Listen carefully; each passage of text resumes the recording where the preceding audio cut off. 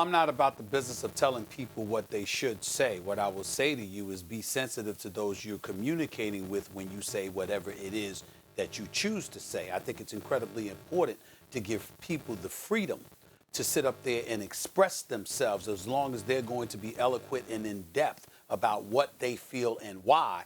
I don't know if, let's have a problem with what they say once we hear what they say, instead of the fact that they didn't say what we want them to say. That's number one. Number two, I love the fact that I'm sitting on the air with the both of you right now because I want to share something with you all that happened to me a few years ago when it came to a show that they wanted me to do. They wanted me to host a show. ESPN, ABC was talking about it. And I approached a couple of stars who don't want their names mentioned. This is about 3 or 4 years ago. And it was supposed to be on the issue of race in America. And none of them wanted to come on. All of them were black. I said, why? They said, we're sick and tired. We know where we are. We know how we feel. We've regurgitated the same points over and over and over again. You want a real show, Stephen A.? How about you moderating a show filled with nothing but white guests, willing to be honest and open about what they feel and why? That's really addressing the race in America topic. Now, I'm not saying that to direct those comments at you two. I'm saying that you two can speak more eloquently than I can about certain issues pertaining to that when it's coming from a different perspective outside of the black community. I think it was incredibly poignant that they made the point, white folks are the ones that need to be talking about race more and more and more, because there's too many white folks in America, not everyone, not most, but still too many white folks that have an issue with it. Black folks are receiving the short end of the stick as it pertains to that issue, but the power brokers that have issues with it are the ones who happen to be white.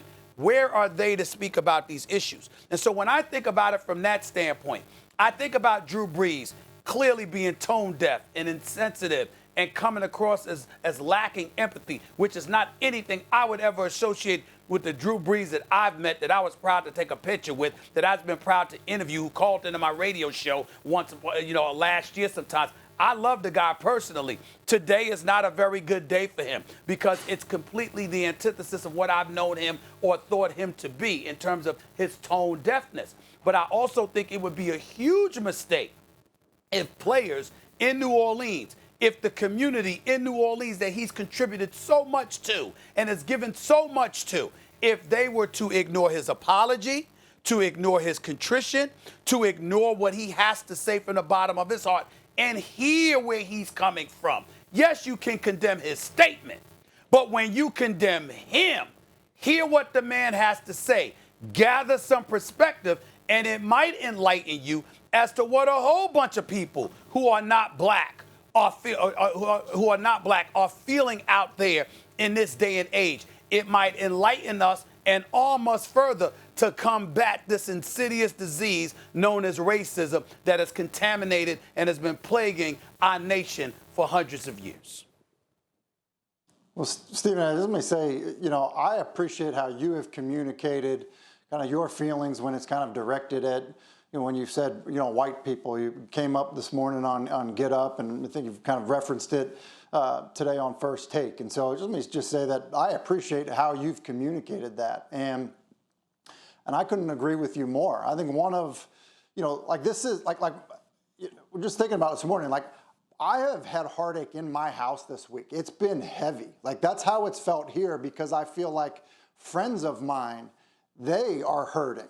And so if you don't feel for your friends and what they are going through, then you're not a good friend, And so for me, I think one of the most beautiful things that has happened, in the last, whatever it's been, 24, 30 hours since Drew Brees' initial comments was the interview that happened with Demario Davis this morning.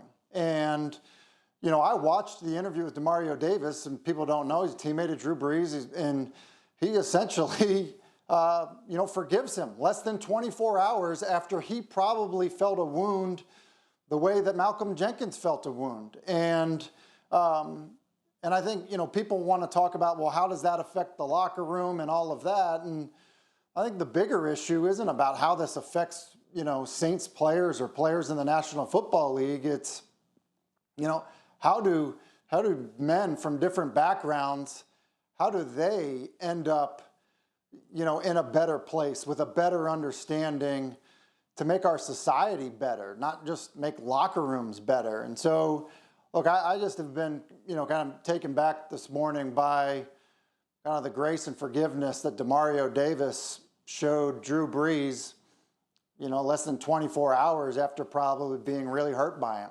And I think moving in that direction, hopefully, is a good step for everybody.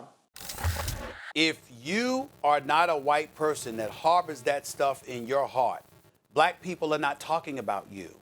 And so when they talk to you about what we're experiencing, when we talk to you about those things, do not personalize it. Do not think we're talking about you. If that's not what you do, if that's not how you think, if that's not the kind of things you coincide with, I do think we have arrived at a point where it's not enough to sit by silently just knowing you're not that way. It's not enough not to be a racist. You have to be an anti-racist. You have to speak against the racial oppression that has existed in this country emanating out of the white community. I do think that's important, but I also think a strong step in the appropriate direction, Tim, is what you pointed out in regards to Demario coming across as if he forgives Drew Brees. Drew Brees has done an awful lot of good. The same black people that were spewing curse words at him were the same kind of black folks that he had helped over the last of many years, especially post-Hurricane Katrina. He's done a lot of good, more than bad. Yesterday was not his finest moment. He's got to clean that up in person. But I think if somebody deserves the opportunity to do so, Max, it is Drew Brees.